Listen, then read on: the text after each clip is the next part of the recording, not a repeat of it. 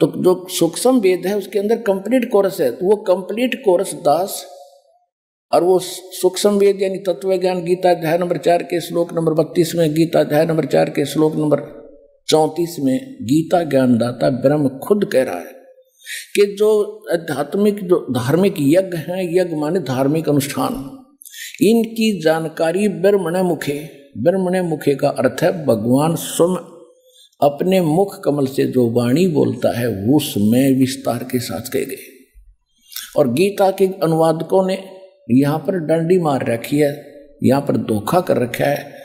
इन्होंने ब्रह्मणे मुखे का अर्थ कर दिया वेद की वाणी, चौथे अध्याय के 32वें श्लोक में, ये गलत कर दिया। ब्रह्मणे माने सच्चिदानंद घन ब्रह्म, परम अक्षर ब्रह्म, उसके मुख से बोली हुई वाणी में सब स्पष्ट लिखे। 17वें अध्याय के 23वें श्लोक में 3 मंत्र है। ओम तत्सत इति निर्देश है ब्रह्मणे त्रिविध समर्थ है।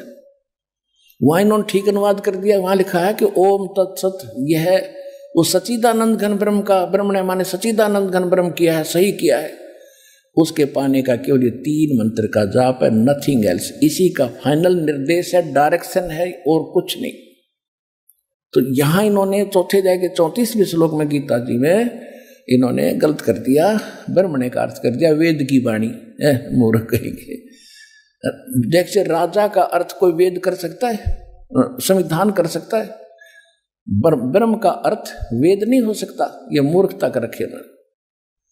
ब्रह्म तो एक राजा है, भगवान है, और वेद उसका संविधान है। राजा का कहीं अर्थ हो, राजा लिखा उसका वेद कोई संविधान अर्थ करके सेंटेंस और अनुवाद करता तो मूर्ख आदमी है।